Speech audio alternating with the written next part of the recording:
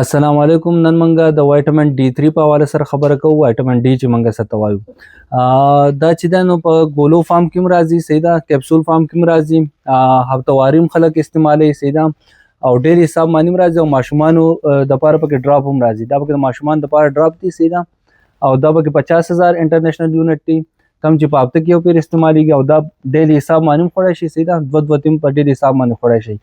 وایټامین ډي چې دی نو د دنیا شی فایدې دي، صحیح ده، خاص کر دردونه په خلکو باندې ډېر زیات، صحیح ده، د دې کموالی چې راشي، یا د هغې نه علاوه چې دی دا په سیزنل بیماریانو کې هم استعمالیږي، لکه بیکټیریل انفیکشن شو، یا چې دی نو د وایرل انفیکشن کې، مطلب دا دی د هغې د وجې چې کم ستړیوال راشي په هغې کې هم استعمالیږي. بل دا د امیونټي هم سټرانګ کوي، قوت مدافعت چې موږ څه ته وایو، صحیح ده، نو هغه هم سټرانګ کوي.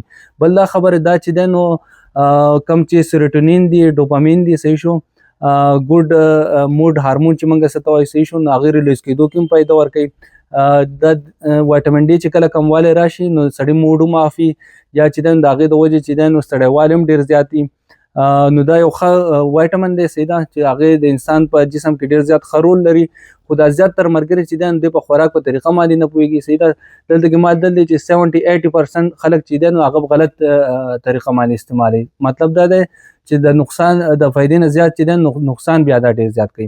څنګه چې موږ ته پته ده دا فیټ سالوبل وایټامین دی، نو ښه خبره دا ده چې دا موږ د پویو سره استعمال کوو. فل فیټ ملک چې موږ څه ته وایو، چې مطلب دی ملایي پکې خیر دی، لو فیټ وال نه، نو هغې ابزارپشن ډېر ښه کېږي. او بل دا خبره چې دا د کیلشیم ابزارپشن چې دی نو هغه هم ډېر ښه کوي. نو په ملک کې چې دی، په پویو کې چې دی نو کیلشیم یې، صحیح ده، او وایټامین ډي چې یو ځای شي نو ابزارپشن هم ښه وشي. او بل دا خبره چې موږ ډایرکټ د اوبو سره څکو یا د جوس سره دا زیاتره ملګري استعمالوي، نو دا چې دی نو ابزارپشن نه کېږي، نو بیا چې دی معده خرابوي ډېره زیاته. نو انشاءالله دا تاسو راواخلئ، فایده به درکړي. خو څنګه چې ما وویل دا فیټ سالوبل وایټامین دی، صحیح شو، دا علاتول خوراک نه دی پکار. لکه دا زیاتره خلک چې د کالو سر استعمالوي، دا کالو سر بالکل استعمالول نه دي پکار، زیات زیات 3 میاشتې پورې استعمال کوي. نو دا فایدې چې دی نو ډېر زیاتې فایدې دې کېدای شي. بل دا چې دا په ویښتو کې کار کوي، په سکین کې کار کوي، امیونټي بوسټر دی، صحیح شو، په دردونو کې کار کوي، هډوکي مضبوطوي، صحیح ده.